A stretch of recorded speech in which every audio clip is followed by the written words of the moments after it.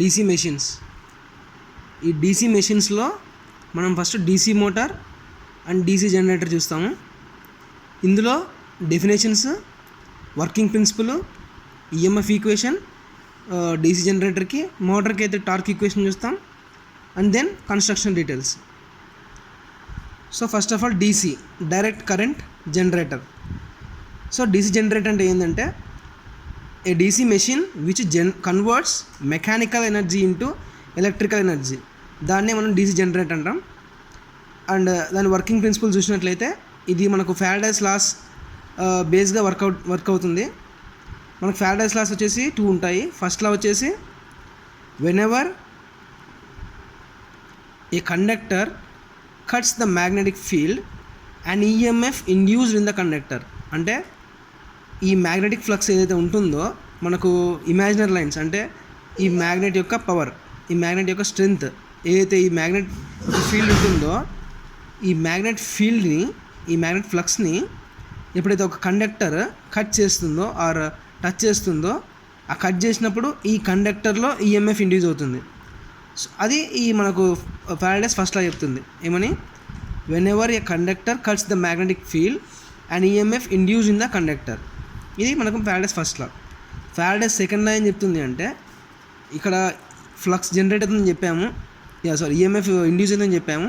ఎంత అనేది ఇక్కడ మనకు ఈ ఫ్యారడేస్ సెకండ్ లా చెప్తుంది. ఈ is directly proportional to dq by dt. అంటే is directly proportional to flux linkages. EMF is directly EMF produced in this is directly proportional to flux linkages of that conductor. ఇదనమాట. And then దీన్నే ఈ ప్రపోర్షనాలిటీని తీసుకున్నట్లయితే is directly proportional is equal to n d∅/dt. ఇది lens లానే ఒబై చేస్తున్నందువలన మనం minus అనేటువంటి సింబల్ని పెడతాం. సో వర్కింగ్ వచ్చినట్లయితే మనం 2 మ్యాగ్నెట్ పోల్స్ మధ్యలో ఈ మ్యాగ్నెటిక్ ఫీల్డ్ ఏదైతే ఇప్పుడు 2 పోల్స్ ఉన్నాయి కదా, మనకు తెలుసు నార్త్ పోల్ నుంచి సౌత్ పోల్కి ఈ మ్యాగ్నెటిక్ ఫీల్డ్ లైన్స్ అనేది వర్క్ చేస్తుంటాయి.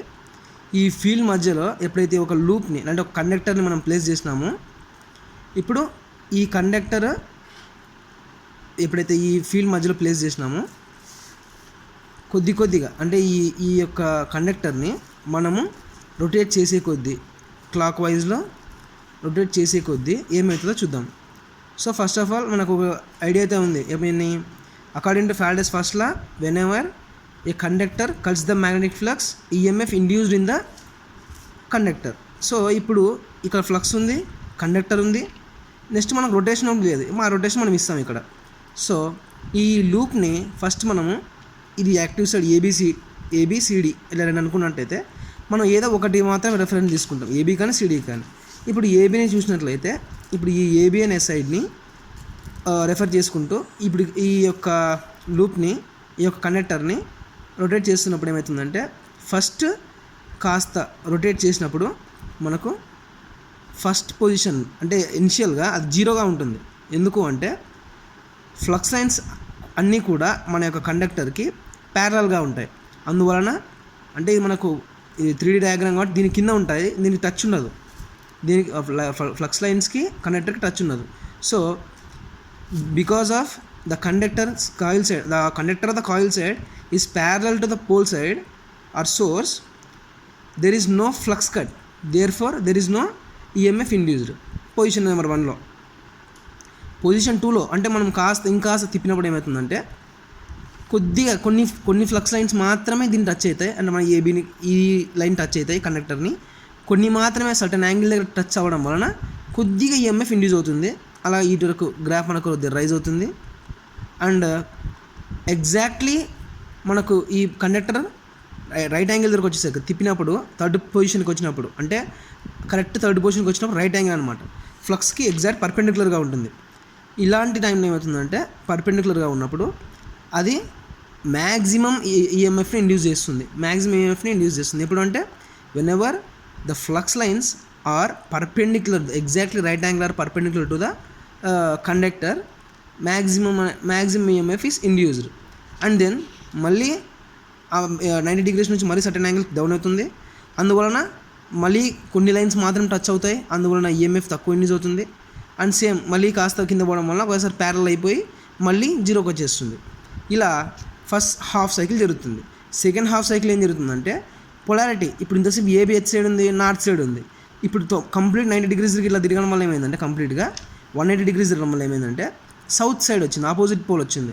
అందువలన మనకి హాఫ్ సైకిల్ సేమ్ ఇలా ఇప్పుడు ఇక్కడ ఎలాగైతే జరిగిందో అలాగే జరుగుతుంది, కానీ ఆపోజిట్ పొలారిటీ వలన మనకు నెగిటివ్ సైకిల్నే వస్తుంది. సేమ్ అలాగే ఫస్ట్ కొన్ని లైన్స్ టచ్ కావడం వలన కొద్దిగా రోజు అవుతుంది, ఇక్కడ కూడా ఆపోజిట్ సైడ్లో 90 degrees అవడం వలన ఎగ్జాక్ట్లీ కట్ కావడం వలన 7th ఇక్కడ నెగిటివ్ సైడ్లో మ్యాక్సిమం వస్తుంది.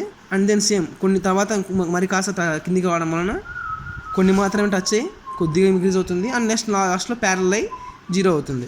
కానీ ఇది ఆపోజిట్ పొలారిటీ వలన నెగిటివ్ సైకిల్ వస్తుంది. Constructional details. So motor DC మెషిన్స్లో మెషిన్స్కైనా సరే డీసీ మెషిన్స్లో మోటార్ అయినా సరే జనరేటర్ అయినా సరే కన్స్ట్రక్షన్ డీటెయిల్స్ అన్నీ రెండు కూడా కన్స్ట్రక్షన్లు సేమే, కానీ ప్రిన్సిపల్ వల్ల అది జనరేటర్గా లేదా మోటార్గా వర్క్ చేస్తుంది. కన్స్ట్రక్షన్గా మటుకు it is same. So construction details చూసినట్లయితే అది జనరేటర్కి కావచ్చు, మోటార్కి కావచ్చు, సేమే. సో కన్స్ట్రక్షన్ డీటెయిల్స్ చూద్దాం. ఒక డీసీ మెషిన్ తీసుకున్నట్లయితే దాంట్లో 2 parts ఉంటాయి. ఒకటి స్టేటర్ పార్ట్, ఇంకోటి రోటర్ పార్ట్. స్టేటర్ పార్ట్ అంటే static without any moment, rotor part అంటే మోషన్ ఉంటుంది. ఇప్పుడు స్టేటర్ పార్ట్ రోటర్ పార్ట్ అయిపోయింది. స్టేటర్ పార్ట్ అంటే స్టాటిక్గా అంటే స్టేబుల్గా ఉంటుంది, రోటర్ పార్ట్ అంటే మోషన్తో ఉన్నటువంటి థింగ్స్. సో ఇందులో చూసినట్లయితే ఇప్పుడు ఈ మొత్తం మెషిన్కి అవుటర్ బాడీ ఏదైతే ఉందో దీన్ని ఏమంటారంటే యోక్ అంటాం, ఆర్ మ్యాగ్నెటిక్ ఫ్రేమ్ అంటారు. ఈ యోక్ ఆర్ మ్యాగ్నెటిక్ ఫ్రేమ్ ఏం చేస్తుంది అంటే ఈ లోపలటువంటి మన మిషన్కి ప్రొటెక్షన్ ఇస్తుంది. ఈ పోల్స్ ఏవైతే పోల్స్ ఉంటాయో వాటికి సపోర్ట్ని ఇస్తుంది. అది ఈ యొక్క మ్యాగ్నెటిక్ ఫ్రేమ్ ఆర్ యోక్ యొక్క ఇన్ఫర్మేషన్.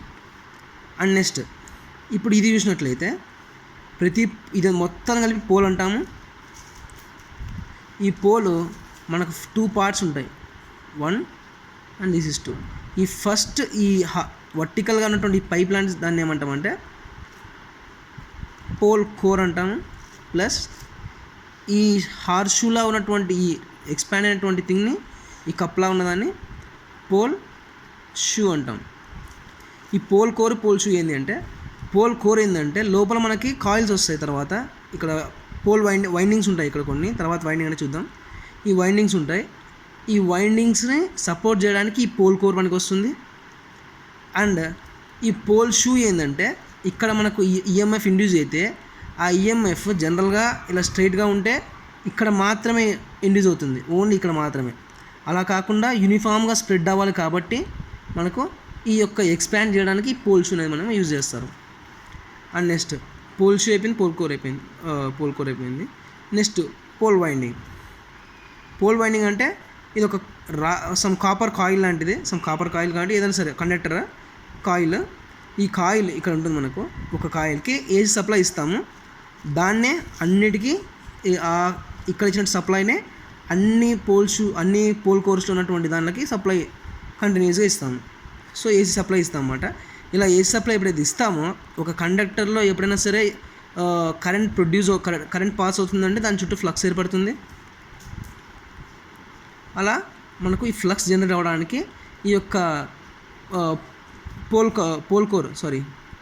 పోల్ వైండ్ అనేది పనికి వస్తుంది. నెక్స్ట్ ఇది చూసినట్లయితే ఆర్మేచర్లో కూడా ఆర్మేచర్ కోర్ ఉంటుంది, ప్లస్ ఆర్మేచర్ కండక్టర్ ఉంటుంది. ఆర్మేచర్ కోర్ అంటే ఏంటి అంటే ఈ లోపల ఉన్నటువంటి ఈ బాడీ మధ్యలో ఏదైతుందో ఈ బాడీని ఆర్మేచర్ కోర్ అంటాము. అంటే దీంతో కలిపి ఈ చిన్న చిన్న గ్యాప్స్తో కలిపి ఈ మొత్తాన్ని ఆర్మేచర్ కోర్ అంటాము. తర్వాత ఇక్కడ మన కండక్టర్స్ ప్లేస్ చేసుకోవచ్చు ఈ గ్యాప్స్లో, వాటిని ఆర్మేచర్ కండక్టర్స్ అంటాం. తర్వాత మనం గ్యాప్లో పెట్టుకోవచ్చు. So armature core and armature conductor అంటే అది. నెక్స్ట్ లోపల కమ్యూటేటర్ ఉంటుంది మనకి లోపల చిన్నగా. ఈ కమ్యూటేటర్ ఏం చేస్తుందంటే ఎప్పుడైనా సరే మనకు మిషన్స్ డీసీ జనరేటర్ కానీ ఏదైనా డీసీ జనరేటర్ మనకు బయటకు వచ్చే సప్లై ఏంటంటే ఏసీ ఇస్తుంది. ఆ ఏసీని డీసీగా మార్చడానికి మనకు ఈ కమ్యూటేటర్ వర్క్ చేస్తుంది, యూజ్ అవుతుంది. అండ్ ఆ కమ్యూటేటర్ నుంచి డీసీని కలెక్ట్ చేసుకొని మనకు బయట కావాల్సిన సోర్స్ బల్బ్ కావచ్చు దేనికైనా సార్ దానికి డీసీని ఇవ్వడానికి, అంటే అక్కడ జనరేట్ అయినటువంటి డీసీని తీసుకొని బయట మన సోర్స్కి ఇవ్వడానికి ఈ బ్రషెస్ పనికి వస్తాయి. ఇక్కడ ఉన్నటువంటి బ్రషెస్ పనికి వస్తాయి. ఇది మొత్తం కన్స్ట్రక్షన్ డీటెయిల్స్. ఇందులో స్టేటర్ పార్ట్స్ రోటర్ పార్ట్స్ చూసినట్టయితే స్టేటర్ అంటే ఏముంది, ఇక్కడ ఇది కదలదు, సో యోక్ ఉంది. నెక్స్ట్ బ్రషెస్ అంతే, జస్ట్ అవి కలెక్ట్ చేసుకుంటారు తప్ప కదలవు బ్రషెస్. అండ్ దెన్ ఈ యొక్క పోల్స్ అంటే పోల్ కోర్ కావచ్చు, పోల్ షూ కావచ్చు. అండ్ దెన్ పోల్ వైండింగ్ కూడా అంతే, అది కదలదు.